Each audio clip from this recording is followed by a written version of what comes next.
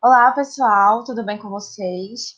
Eu me chamo Letícia Soares, sou mestranda do programa de pós-graduação em odontologia da Universidade Federal do Amazonas e faço parte da equipe do LabFito.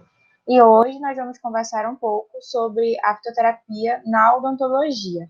Tenho como orientadora também a professora doutora Karina Toda. Então, na aula de hoje, nós vamos conversar um pouco e relembrar alguns conceitos que já foram apresentados nos vídeos anteriores. No primeiro vídeo dessa série, a Cássia abordou a temática do conhecimento popular no uso de plantas medicinais na Amazônia. Então, nesse primeiro vídeo, ela elucidou alguns conceitos básicos e fundamentais, descrevendo o histórico, o uso das plantas medicinais pelas populações do mundo e na Amazônia, e nos mostrou também a importância desse conhecimento, né, que vem sendo passado e transmitido de geração em geração. Então, se você não viu esse vídeo ainda, corre lá para assistir. Na segunda aula, no segundo vídeo, a Vanderleia abordou a temática da compreensão da fitoterapia no contexto da pesquisa científica, né? A busca por um embasamento científico sendo estimulada a partir do uso e do conhecimento popular das plantas medicinais. Então, ela apresentou algumas legislações que visam incentivar e regulamentar esse uso e essas pesquisas com fitoterápicos. Também mostrou as fases que são importantes para a realização dessas pesquisas e as formas de realizar pesquisas de forma segura e eficaz. Então, se você também não viu esse vídeo, corre lá para assistir. E na aula de hoje, nós vamos conversar, como eu já disse, sobre a fitoterapia na odontologia. Então, desde os primeiros relatos que são mencionados na história, o uso das plantas medicinais sempre se apresentou como um recurso que era utilizado pelo homem, que sempre foi utilizado pelo homem, no qual a natureza poderia nos beneficiar. E a sua utilização, ela sempre foi vigorosa durante meados do século XX, do século XIX. No entanto, por falta de um embasamento científico e com a Revolução Industrial, esse recurso, o uso das plantas medicinais, ele foi substituído pelo desenvolvimento dos chamados medicamentos industrializados. Na década de 70, a Organização Mundial da Saúde passou a incentivar, a resgatar essa prática através do incentivo de estudos científicos utilizando plantas medicinais.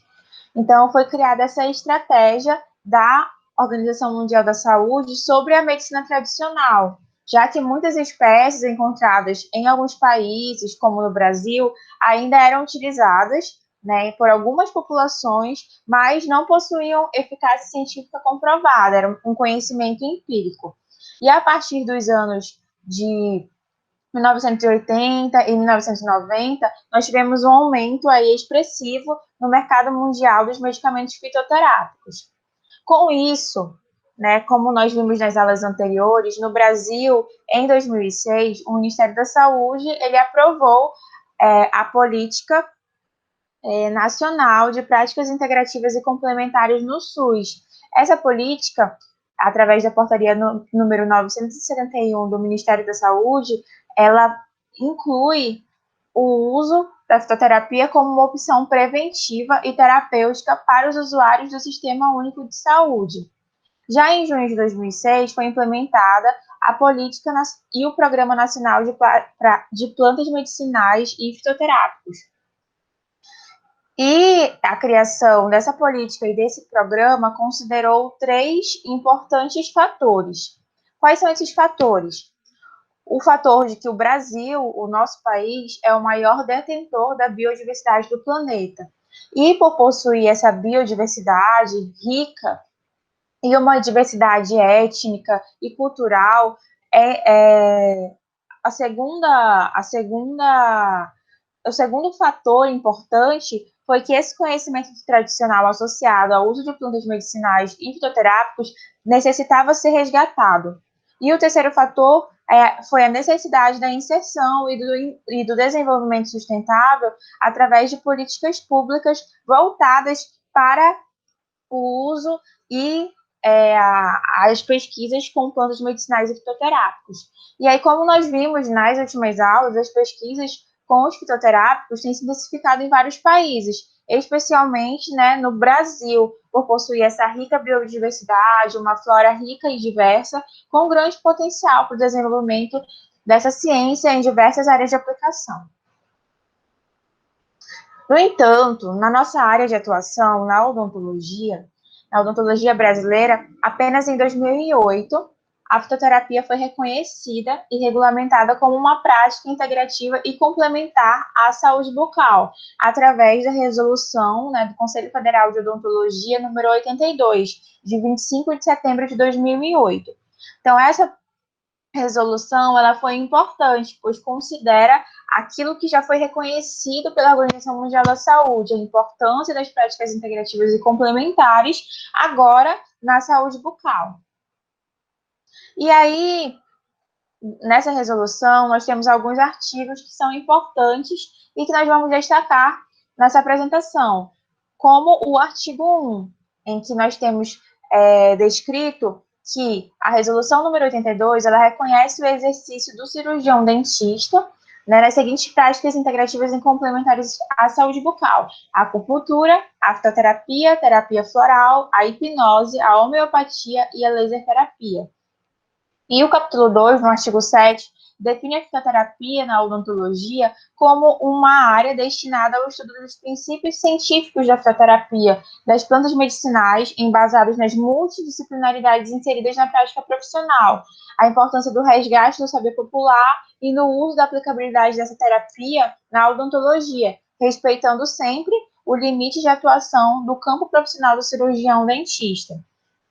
E aí essa resolução ela também dispõe sobre algumas atribuições do cirurgião dentista, né, as atribuições de aplicar os conhecimentos adquiridos na clínica, no diagnóstico, nas indicações, no uso de evidências científicas em relação aos fitoterápicos e às plantas medicinais, as atribuições também de promover o conhecimento, promover o embasamento que permitam esse manejo na prática clínica, né, dessas plantas medicinais e desses fitoterápicos. Também na resolução são apresentados alguns critérios para a habilitação do cirurgião dentista na área da fitoterapia e o conteúdo programático e as exigências para a realização de cursos nessa área. A carga horária específica, o conteúdo programático específico, que deve ser apresentado pelos cursos realizados nessa área de fitoterapia.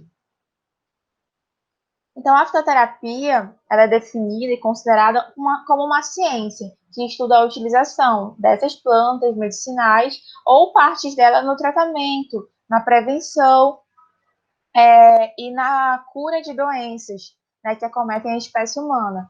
E os medicamentos fitoterápicos, eles são desenvolvidos a partir de alguns estudos e eles podem ser obtidos em diferentes formas farmacêuticas, como chás, tinturas, soluções, pomadas, géis, pomadas aerobase e etc.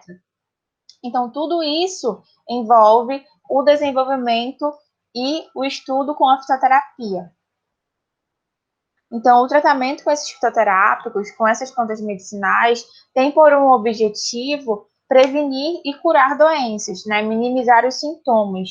E uma das vantagens do uso de plantas medicinais e fitoterápicos é o custo acessível à população e aos serviços públicos de saúde, pela grande disponibilidade de matéria-prima e pelo seu fácil manuseio pelas populações. Também tem como vantagem as reações adversas que são geralmente mínimas quando são prescritos e quando são utilizados de forma correta, com cautela. Também nós podemos destacar os potenciais estudos para a produção de materiais e de biomateriais a partir dessas plantas medicinais. E, além disso, o amplo espectro de ações farmacêuticas com potencial, com plantas, né, que apresentam potencial antimicrobiano, antiansiolítico, anti-inflamatório, antifúngico, cicatrizante, anestésico, entre outros. Existe uma infinidade de ações farmacológicas já demonstradas pelas plantas medicinais. Então, na nossa área, na odontologia, as afecções odontológicas elas são evidenciadas por sinais e sintomas e por fatores etiológicos característicos de diversas doenças. Então, para nós, cirurgiões dentistas, seria interessante utilizar, por exemplo, para uma doença com característica etiológica, que apresenta como característica etiológica um micro-organismo, uma planta com atividade antimicrobiana, antibacteriana, ou para aquelas situações em que meu paciente possui dor ou possui aquelas crises de ansiedade frente a um procedimento cirúrgico, nós podemos lançar mão também de plantas medicinais com atividade analgésica e atividade anti-inflamatória e também atividade ansiolítica. Então, a partir do amplo espectro de ações farmacológicas que as plantas medicinais apresentam e a ampla gama de afecções odontológicas que nós, cirurgiões dentistas, nos deparamos na clínica, como as doenças periodontais, as ulcerações afetosas, cárie dentária, mucosites, candidíase, a necessidade de controle de dor e de ansiedade, a necessidade da produção de biomateriais, nós temos na fitoterapia uma opção e uma opção promissora para o desenvolvimento e para a aplicação na nossa área. Então, nesse contexto, a fitoterapia ela vai surgir como uma alternativa de interesse, né? Segundo algumas monografias farmacopéicas, já foram identificadas mais ou menos 132 espécies de plantas que possuem aplicabilidade na odontologia. Porém, essas espécies foram identificadas, mas ainda necessitam de alguns testes clínicos para que esse conhecimento seja embasado de forma científica através de testes laboratoriais e através de testes clínicos. Então, o reconhecimento da fitoterapia nessas práticas preventivas, nessas práticas curativas, tem sido estimuladas, né, através de pesquisas, através do desenvolvimento de livros, de artigos embasados cientificamente, que foram estimulados através de pesquisas para conhecer, né, o potencial bioativo dessas plantas medicinais e da sua aplicação na odontologia. Então, esse fato da fitoterapia estar sendo maior estudada nos últimos anos é importante porque, como nós vimos, o cirurgião dentista, ele é legalmente apto, ele é apto para prescrever as plantas medicinais em benefício dos seus pacientes. No entanto, essa inclusão da fitoterapia nos procedimentos odontológicos de rotina ainda é um desafio que precisa ser superado. E a partir desse momento, nós vamos conhecer o potencial bioativo de plantas medicinais aplicadas à odontologia, das principais plantas medicinais que são aplicadas atualmente na nossa área de atuação.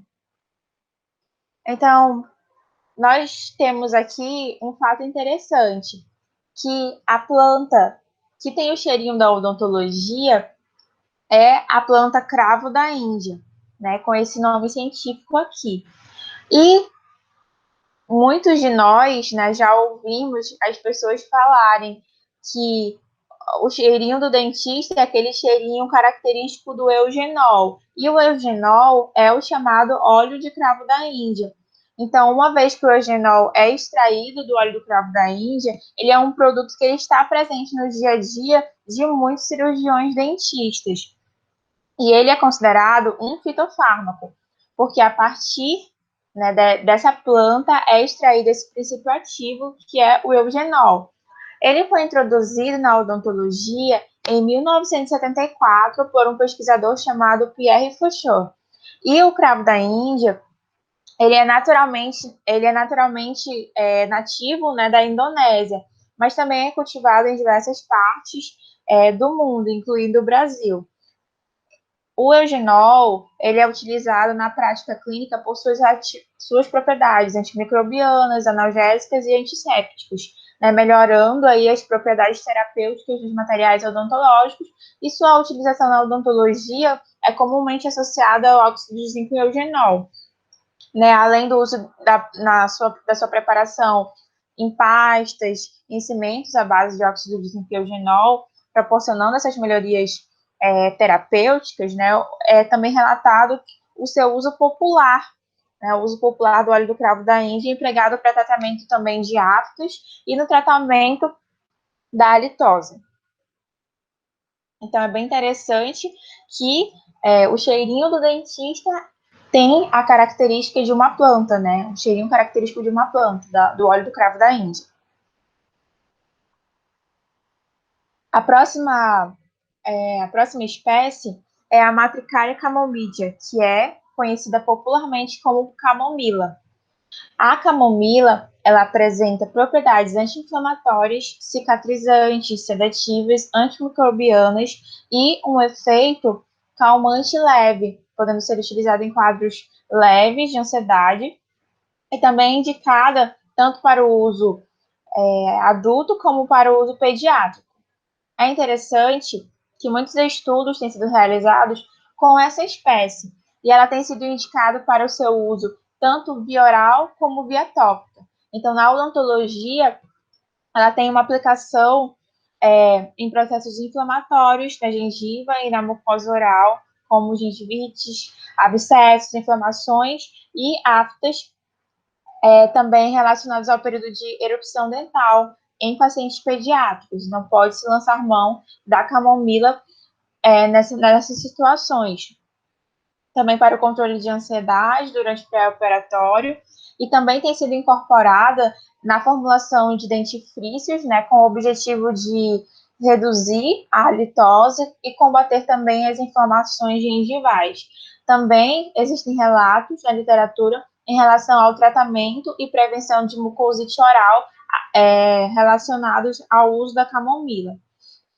Então, em casos de lesões orais, sugere-se a realização de bochechos ou gargarejos, né, com 150 ml do chá de camomila, através de infusão, de 3 a 4 vezes por dia, sendo o tempo de utilização estipulado a partir de acordo com a evolução do quadro, sendo acompanhado sempre pelo profissional prescritor. Então, como a aplicação na odontologia, existem diversas, e o seu uso ele deve ser controlado pela possível interação com anticoagulantes, que podem aumentar o risco de sangramento. Então, é importante observar se no meu paciente existe algum comprometimento em relação à coagulação, né, se existe algum risco de sangramento, porque o seu uso, né, pode causar essa interação, prolongando a ação depressora do sistema nervoso central, usado comutantemente com barbitúricos e outros sedativos. Então, é importante também observar essa possível interação farmacológica. Então, aqui nós temos esse artigo que é bem interessante, onde os autores eles tiveram por objetivo determinar e comparar a eficácia do alopurinol, que é um tratamento padrão para o tratamento de mucosites severas e mucosites de graus mais elevados, e o tratamento com o chá de camomila, e com uma solução também salina normal. Foram comparados esses 3 tipos de tratamento através de um ensaio clínico duplo cego em 83 pacientes que estavam recebendo quimioterapia e apresentavam as lesões de mucosite. E nesse artigo foram apresentados achados importantes em que indicaram a eficiência do chá de camomila semelhante à solução de aloporinolol, que é o tratamento padrão, né, para a prevenção dessas estomatites induzidas por quimioterapia em comparação com o grupo controle. E aí foi observado que a camomila ela apresenta um custo e uma fácil acessibilidade à população e um potencial e uma aplicabilidade farmacêutica interessante, porque em 2 semanas de uso, 4 vezes ao dia, depois do início da quimioterapia, as lesões reduziram completamente. Então, se você puder, aqui nós temos o QR Code para que vocês possam fazer a leitura desse artigo com maior detalhamento. E aqui também nós temos um artigo de uma revisão de literatura sobre as abordagens terapêuticas da mucosite oral, né, em que nessa revisão de literatura nós observamos que Apresenta-se terapias convencionais, como aquela que já foi citada, e também o uso coadjuvante de fitoterápicos, como a camomila, o uso do chá de camomila, como o uso da aloe vera e o uso da própolis também, e com resultados promissores e resultados interessantes na redução das lesões. Então, se vocês também quiserem ler esse artigo, ele está disponível aqui nesse QR Code. Então, a próxima espécie é a Punica granata, também conhecida como romã. O nome científico, né, dela é Punica granatum. E romã é um dos nomes que ela é conhecida pela população, mas também ela pode ser chamada de romeira, romanzeiro, e essa planta ela é muito utilizada na odontologia, com aplicabilidade na odontologia, principalmente as regiões das cascas, né? Uma infusão a partir das suas cascas, ela é muito utilizada como colutório bucal. Então, diversos estudos observaram que entre os seus constituintes químicos nós temos os taninos e os flavonoides como principais constituintes químicos. E como propriedades farmacológicas, temos na romã um anti-inflamatório, propriedades como antimicrobiano, antisséptico, propriedades também que envolvem regeneração tecidual e propriedades de modulação da resposta imune já foram observadas em alguns estudos. Como indicações e aplicações na odontologia, é indicado para inflamações e infecções na mucosa, da boca e da faringe, como anti-inflamatório e antisséptico, e também tem demonstrado tem se demonstrado eficaz no combate, né, das bactérias gram-positivas e das bactérias não gram-negativas constituintes do biofilme bucal, né, em função da sua composição química, né, dos taninos hidrolisáveis e também dos flavonoides, que contribui para essa lise bacteriana. Além disso, é importante destacar que quando é realizado o bochecho, através, né, desse colutório produzido a partir das cascas, quando é realizado esse bochecho, ele não deve ser engolido, porque ele é contraindicado para gestantes, porque já foi relatado em diversos estudos e também pelo conhecimento popular que quando esse bochecho ele é engolido ou ingerido, pode provocar alguns efeitos colaterais, como zumbido, espasmos musculares, tremores, e também pode causar um maior risco de contrações, provocando aborto ou induzindo o parto prematuro. Próxima espécie é a aloe vera. A aloe vera também conhecida como babosa, popularmente. Então, no Brasil, ela é bem utilizada, ela é bastante utilizada, e principalmente as partes, como as folhas, né, porque elas possuem componentes importantes. E, como propriedades, apresenta propriedades conhecidas como anti-inflamatório, como antimicrobiano, cicatrizante e também possui potencial regenerativo já relatado na literatura.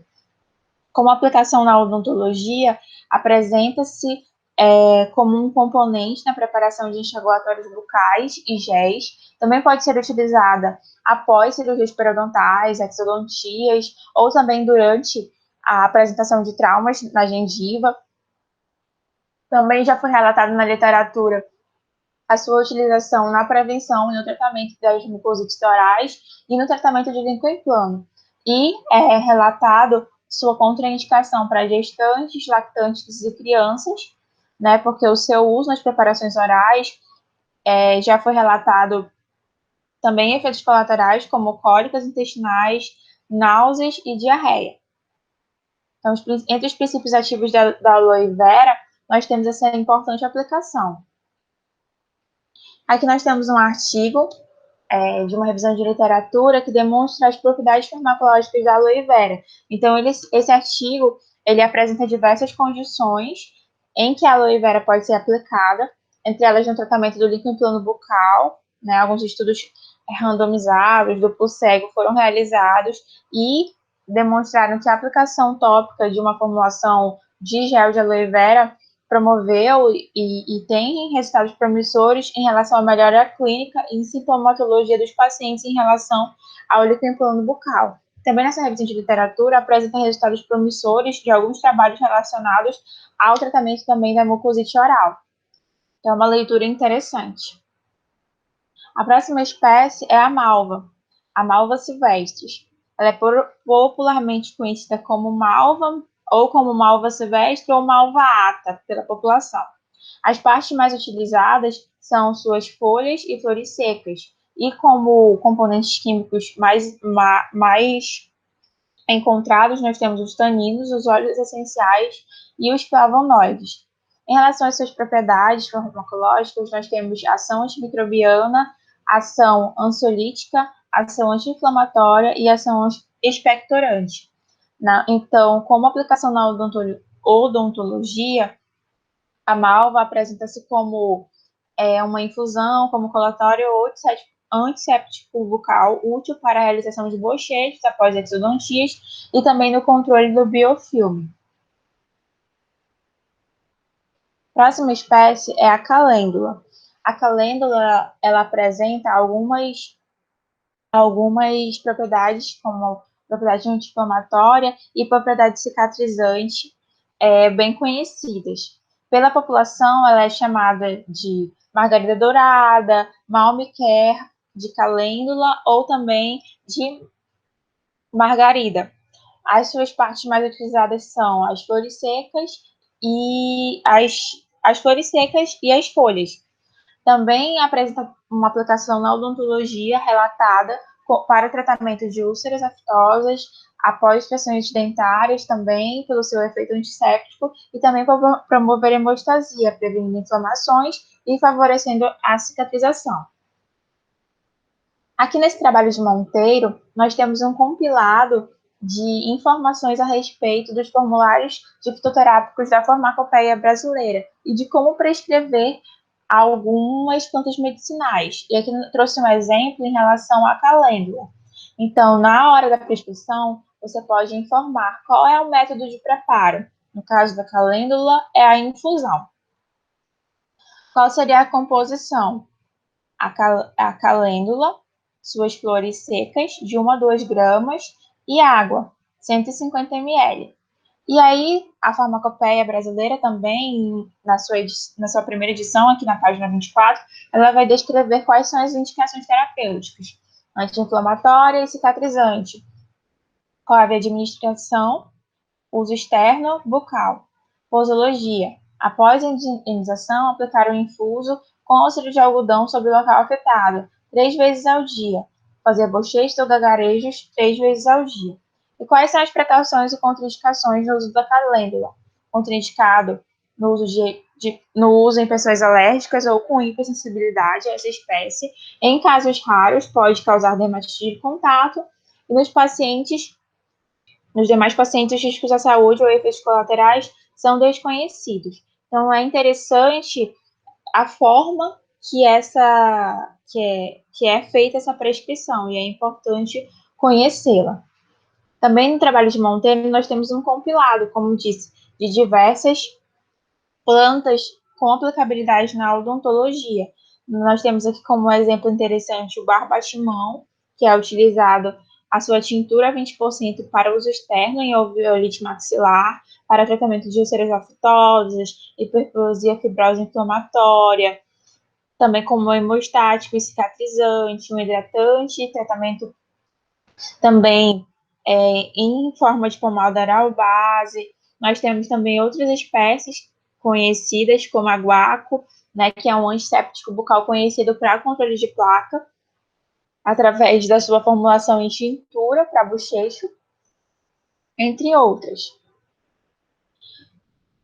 Aqui é um artigo interessante que demonstra, né, um artigo que foi realizado por Evangelista em 2013, onde foi realizado um estudo etnobotânico na cidade de Manaus a respeito dos fitoterápicos na odontologia. Então, o evangelista e seus colaboradores, eles buscaram entender e realizar um levantamento da comercialização de plantas medicinais e um estudo etnobotânico das principais plantas medicinais que eram indicadas e utilizadas pelos cirurgiões dentistas nos atendimentos odontológicos ambulatoriais, né? Tentar identificar quais seriam as principais espécies que eram utilizadas. E aí, nesse estudo, foram entrevistados usuários do serviço odontológico, os cirurgiões dentistas e também comerciantes credenciados na Prefeitura Municipal de Manaus. E os achados foram interessantes. Em relação à fitoterapia na odontologia, 90% dos cirurgiões dentistas não se sentiram capacitados para aplicar essa terapia. Um grande número de cirurgiões dentistas não se sentia capacitado para realizar a prescrição de fitoterápicos. E somente 8% dos cirurgiões dentistas recomendaram tratamento com plantas medicinais. E aqui nós podemos observar nessa tabela quais eram as plantas medicinais que eram comercializadas, né?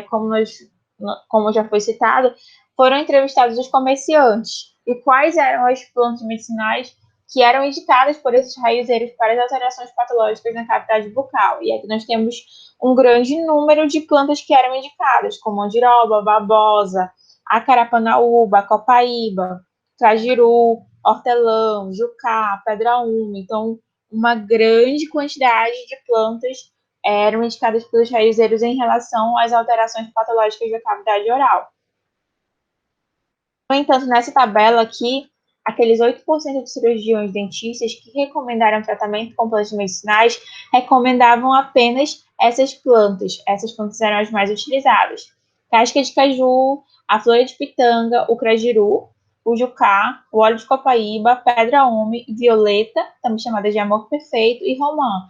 E a maioria eram indicadas como anti-inflamatório ou para o tratamento de ulcerações afetosas, né, em forma de bochecho, em forma de infusão, né, através do chá, óleo ou através da utilização das suas cascas ou folhas. Então, os autores, eles concluíram que as plantas medicinais comercializadas na cidade de Manaus eram utilizadas de maneira empírica e observaram também que duas espécies eram bastante utilizadas, a copaíba e o jucá. E, dada a complexidade da floresta amazônica, apenas essas duas espécies, elas têm sido estudadas de forma mais aprofundada e de forma mais ampla pelos pesquisadores da nossa área de atuação, da odontologia.